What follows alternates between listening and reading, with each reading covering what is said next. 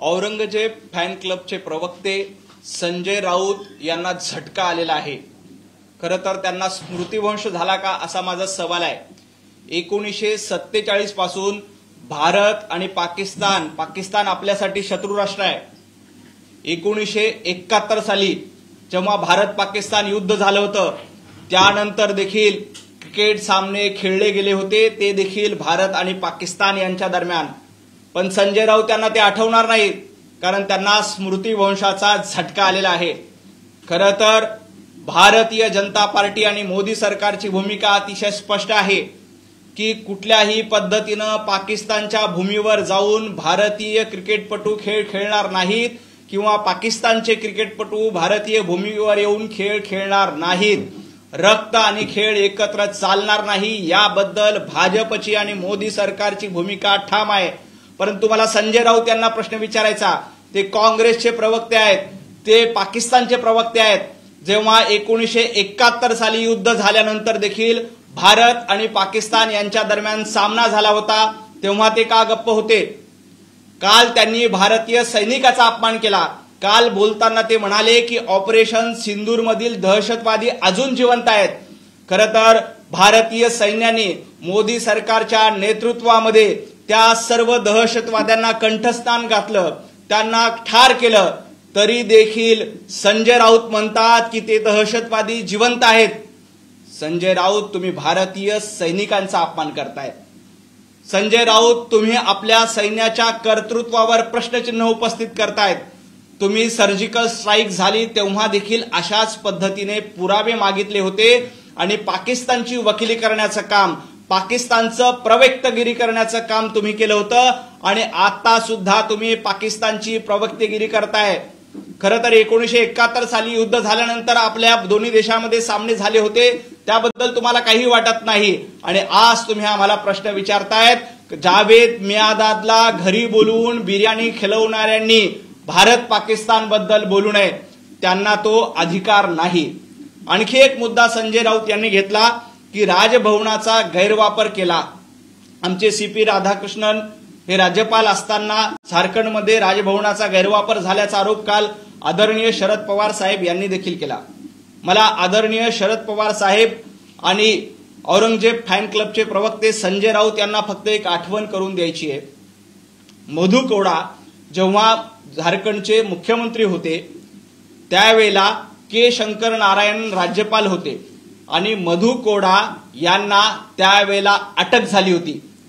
तेव्हा राजभवनाचा गैरवापर झाला नव्हता, तेव्हा केंद्रामध्ये काँग्रेसचं सरकार होतं, शरद पवार त्या सरकारमध्ये मंत्री होते आणि त्याच के शंकर नारायणन यांची पुन्हा महाराष्ट्रामध्ये राज्यपालमधून नियुक्ती झाली होती, त्यांची बढती तुम्ही केली होती, तेव्हा राजभवनाचा गैरवापर झाला नव्हता।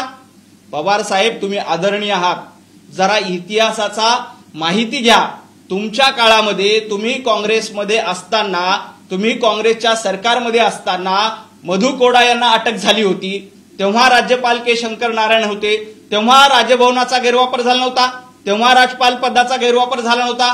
पवार साहेब, तुम्ही विसरले असाल तर मला आणखी एका घटनेची आठवण तुम्हाला करून द्यायची। 1984 ची ती घटना आहे। तुमचे केशव भोसले, एक पोलीस कॉन्स्टेबल, राजभवनाच्या परिसरामध्ये स्मगलिंग केल्याचा त्यांच्यावर आरोप झाला, त्यांना सस्पेंड करण्यात आलं। सस्पेंड केल्यानंतर तुमच्या पक्षाने त्यांना उपाध्यक्ष केलं, तुमची पक्षाची स्थापना झाली राष्ट्रवादीची, तेव्हा तुम्ही त्यांना उपाध्यक्ष केलं। एवढंच नाही तर विधानसभेला तिकीट देखील तुम्ही दिलं, त्यामुळे तुम्ही राजभवनाच्या गैरवापराचा मुद्दा उपस्थित करताय। खरं तर अशा पद्धतीच्या राजभवन परिसरामध्ये स्मगलिंग करणाऱ्या आरोपीला तुमच्या पक्षाचं उपाध्यक्षपद मिळतं, तुम्ही त्यांना विधानसभेचं तिकीट देता आणि तुम्ही CP राधाकृष्णन यांच्यावर आरोप करतायत, त्यांनी राजभवनाचा गैरवापर केलाय म्हणून ठपका ठेवताय। खरं तर आपल्याकडे 4 बोट आहेत, हे आदरणीय पवार साहेब यांनी लक्षात ठेवावं, कारण राजभवनाची प्रतिमा मलिन करण्याचं काम त्यावेळेला झालं नव्हतं का? मग आज तुम्हाला प्रश्न पडतोय। खरं तर CP राधाकृष्णन यांनी कुठेही घटनेचं उल्लंघन केलेलं नाही। हेमंत सोरेन यांचा राजीनामा झाल्यानंतर त्यांना अटक केली होती आणि त्यांना अटक ही भ्रष्टाचाराच्या प्रकरणात केंद्रीय यंत्रणांच्या मार्फत केली होती। त्यामुळे त्या प्रकरणात कुठेही राजभवनानं किंवा आदरणीय सीपी राधाकृष्णन यांनी आपल्या मर्यादेचं उल्लंघन केलं नाही। जर का ते उल्लंघन असेल तर के शंकर नारायणन आणि भोसले नावाच्या व्यक्तीला तुमच्या पदात येऊन सन्मान दिला जातो, ते उल्लंघन नव्हतं का? याचं उत्तर शरद पवार साहेब आणि संजय राऊत यांनी दोघांनी द्यायला हवं। सर, खड्ड्यावरून आदित्य ठाकरेंनी असं म्हटलंय की मिंदेंचे जे मंत्री आहेत त्यांनी मोठ्या प्रकारे भ्रष्टाचार केला आणि त्याच्यामुळे मुख्यमंत्र्यांना आयुक्तांना फोन करावा लागला त्या संदर्भात। खरं तर पावसाळ्यात दरवर्षीच असं होतं की मुंबईमध्ये खड्डे पडतात, त्यात काही नवीन नाही। जेव्हा उद्धव ठाकरेंचं सरकार होतं तेव्हा देखील मुंबई अशाच पद्धतीनं खड्ड्यामध्ये गेली होती, वारंवार खड्डे पडलेले असतात। परंतु कालच आशिषजी शेलार यांनी स्पष्टपणे सांगितले की गणेश उत्सवाच्या पूर्वी आम्ही मुंबईतले सर्व रस्ते हे खड्डेमुक्त करणार आहोत आणि मला वाटतं सरकार निश्चितपणे बद्दलची काळजी घेईल। राहिला प्रश्न भ्रष्टाचाराचा मुद्द्याचा, भ्रष्टाचारावर कोणी बोलावं?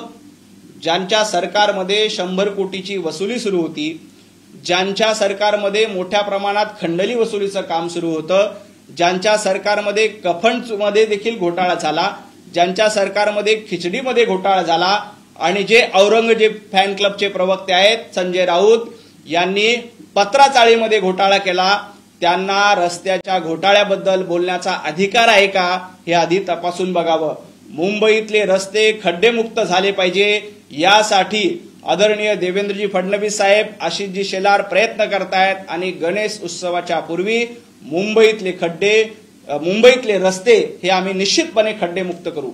ससून रुग्णालयामध्ये सर्वसामान्य लोकांना व्यवस्थित ट्रीटमेंट मिळत नाही, त्यासाठी ठाकरे सेना म्हणते की डीएनएची खुर्ची आम्ही एसीला टाकू।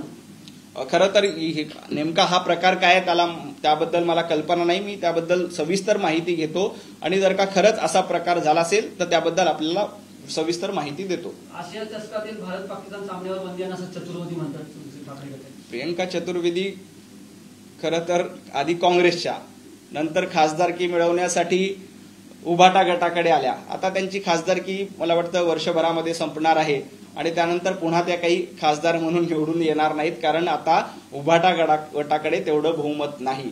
मला प्रियंकाताईंना देखील म्हणायचं आहे, प्रियंकाताई 1971 साली भारत पाकिस्तान युद्ध झालं, त्यानंतर त्यावेळेला तुम्ही ज्या पक्षामध्ये होत्या त्या काँग्रेसचं सरकार होतं, तेव्हा भारत पाकिस्तान सामना झाला होता, तेव्हा तुम्हाला राष्ट्रभक्ती आठवली नाही। तुमचे प्रवक्ते संजय राऊत भारतीय सैनिकांचा अपमान करतात। काल ते म्हणाले की सगळे दहशतवादी जिवंत आहेत, ज्या दहशतवाद्यांना आपल्या भारतीय सैनिकांनी कंठस्नान घातलं ते दहशतवादी जिवंत आहेत असं म्हणत पाकिस्तानची प्रवक्तेगिरी करण्याचं काम संजय राऊत करतायत। प्रियंकाताई, तुमच्यात हिंमत असेल ना तर संजय राऊत यांना विचारा तुम्ही पाकिस्तानची प्रवक्तेगिरी का करतायत आणि आधी संजय राऊत यांना नाक घासून माफी मागायला सांगा आणि मग इतर मुद्द्यांवर बोला। सर, रोहिणी खडसे असं म्हणतात माझ्या मतदारसंघात सुद्धा मतांची चोरी झाली असावी असं त्यांनी ट्विट केलं, त्या संदर्भात काय होतं? लोकसभेला जेव्हा महाविकास आघाडीला महाराष्ट्रामध्ये सर्वाधिक जागा मिळाल्या तेव्हा ईव्हीएम प्रॉब्लेम नव्हता, तेव्हा मतचोरीचा प्रॉब्लेम नव्हता, तेव्हा मतदार याद्यांचा प्रॉब्लेम नव्हता, तेव्हा निवडणूक आयोगावर प्रश्नचिन्ह उपस्थित करायचं नव्हतं। परंतु देवेंद्रजी फडणवीस यांच्या नेतृत्वात भारतीय जनता पार्टीला जनतेनं भरभरून मतं दिली, भरभरून आशीर्वाद दिले, त्यानंतर मात्र मतचोरी झाली। आपला पराभव मान्य करायचा नाही, लोकांनी आपल्याला घरी बसवलं हे मान्य करायचं नाही आणि मतचोरी झाली म्हणून बोंब मारायची ही परंपरा काँग्रेसची राहिलेली आहे। रोहिणीताई, तुम्हाला लोकांनी घरी का बसवलं याचा थोडासा अभ्यास करा, मतचोरीचे धादांत खोटे आरोप करू नका। देवेंद्रजींच्या नेतृत्वात लाडक्या बहिणी असतील, शेतकरी असतील, उद्योजक असतील, सर्वसामान्य नागरिक असतील, यांनी युती सरकारला भरभरून आशीर्वाद दिले, त्यामुळे तुमच्या पोटामध्ये दुखतंय। मतचोरी वगैरे काही नाही, जनतेचे आशीर्वाद महत्वाचे असतात, ते महायुती सोबत आहेत। तर अतिवृष्टीमुळे अडचणीत सापडलेल्या शेतकऱ्यांवर पाशा पटेल असं मंत्र्यांनी एक वक्तव्य केलंय. निसर्गाचं प्रचंड नुकसान केलंय, कर्माची फळं भोगावी लागतील. पाशा पटेल असं म्हणतात सरकार शेतकऱ्यांना संपूर्ण नुकसान भरपाई मिळणार नाही असं सुद्धा ते म्हणतायत. आणि त्यांनी काय म्हणतात की शेतकऱ्यांना आता नैसर्गिक संकटाचा सामना करावा लागतो. नेमकं पाशा पटेल खरंच असं बोललेत का हे मी ऐकलेलं नाही.